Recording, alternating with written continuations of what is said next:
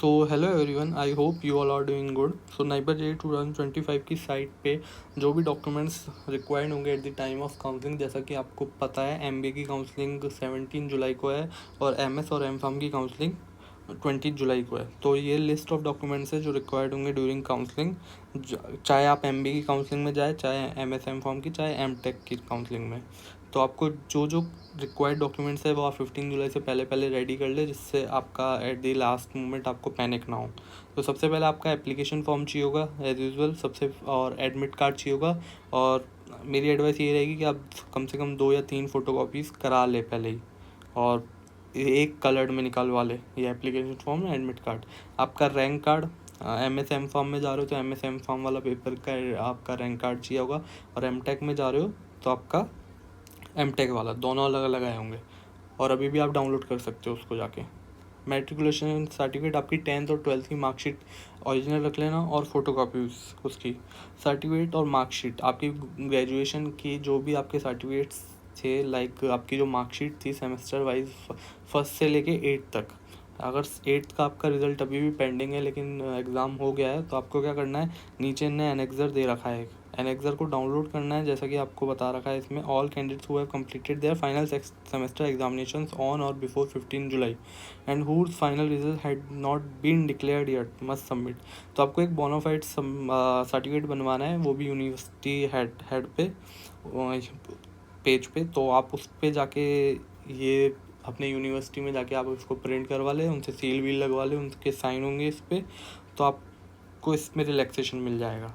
और आपको एक अंडरटेकिंग भी बनवानी पड़ेगी 100 रुपये के स्टाम्प पेपर में कि आपका रिज़ल्ट अभी डिक्लेयर नहीं हुआ है, और आपको टाइम भी दिया जाएगा, लेकिन इन दोनों को सबमिट करने के बाद ही। 15 सितंबर से पहले पहले अगर आप सबमिट नहीं करते तो आपका एडमिशन कैंसिल भी हो सकता है। तो ये चीज़ होगी, आपको फर्स्ट से लेके आई थिंक 7th तक सबकी आ गई होगी, 8th की नहीं आई, तो आप ये दोनों चीज़ें पहले ही करवा लें।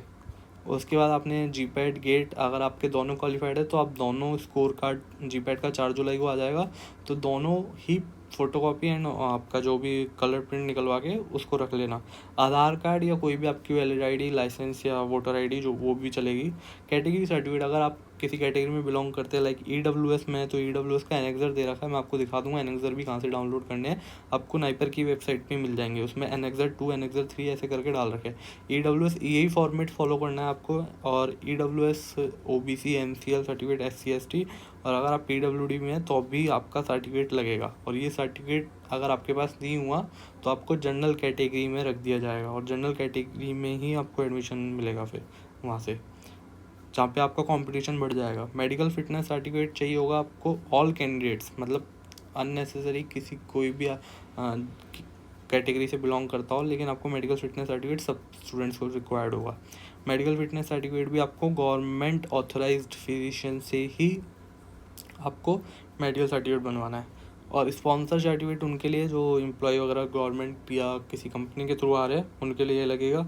ये फॉरेंसिक और 1 लिखी है इसमें, आप 4 या 5 लेके चलना जो आपकी रिसेंट पासपोर्ट साइज़ फ़ोटोग्राफ हो।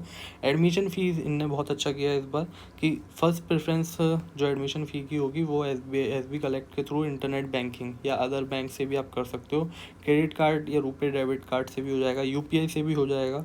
कैंडिडेट्स कैन मेक, आप इस पर भी जाके एसबी, जैसा कि आपने अगर आईआईटी बीएचयू का फॉर्म भरा हो तो उस पर भी सेम प्रोसीजर फॉलो हुआ था फ़ीस पेमेंट करने का, वैसा ही इस बार इनने किया है कि आपको जाना है, सेलेक्ट करना है एजुकेशन इंस्टीट्यूशन पे, फिर आपको नाइपर फ़ी अकाउंट डालना है, फिर आपको स्टेट पंजाब डालना है, फिर आपको एडमिशन फ़ी वहाँ से पे कर देनी है।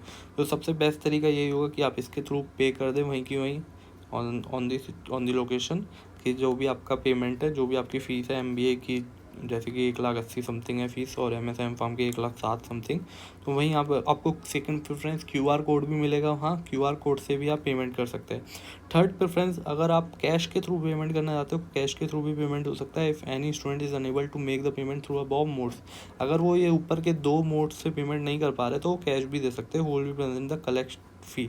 और फोर्थ प्रेफरेंस है ही जो डीडी हमेशा से चलता हुआ है, बट इस बार इसको फोर्थ प्रेफरेंस दी गई है। तो अगर आप डीडी बनवाना चाहते हो तो आप डीडी भी बनवा सकते हैं in favour of director NIPER.